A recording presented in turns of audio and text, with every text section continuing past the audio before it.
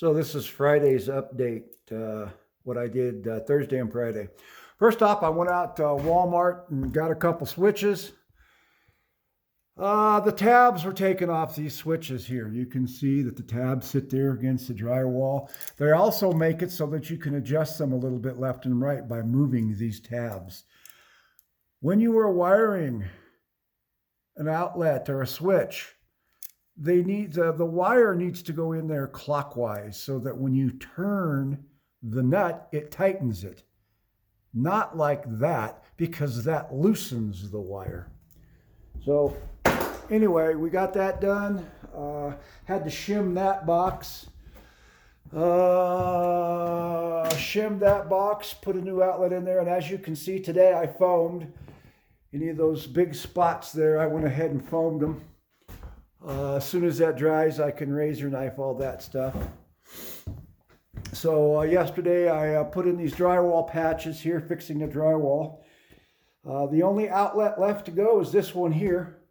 And I foamed it, it's too sticky, but there's the receptacle. That's the GFCI, that'll feed the refrigerator. I found that there in the basement. Again, here's another outlet that I went ahead and cut in and foamed everything here. Here's another patch that I put in here, and you can see it's foamed. And this will all come off with a razor blade, and this way it's not brittle when drywall mud hardens.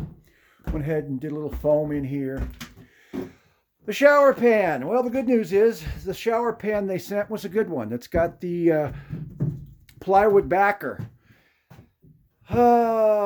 But of course, like everything, I've got to fix something before I can do something correct. So I've had to take this wall down.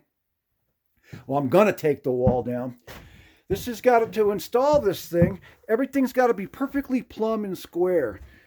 You can see the gap right there. It's out of square. It's not plumb. This corner needs to be plumb. So rather than deal with this here, I'm going to go ahead and I'll take this wall down, the 2x2 wall, and go ahead and square that up. The floor wasn't bad.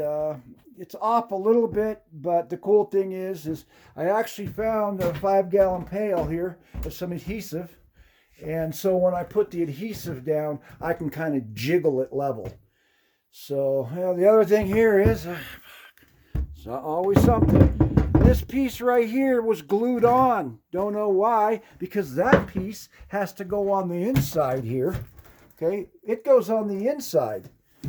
I can't tear it apart, and I'm going to have to replace that whole thing. It's a 90, comes down here.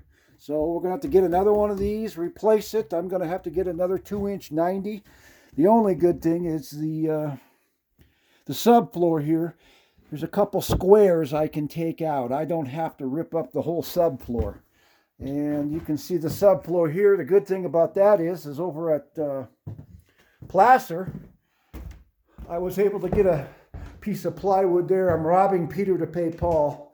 So I got a new solid piece, subfloor that I'll put in here instead of all those other little pieces, because there was so many holes from everything that I had to piece this all together. So anyway, I guess you're bringing me the 2x2s and the one 2x4, and we can get this thing plumbed up and level and fixed. I got to get some plumbing parts, and we can get this thing down.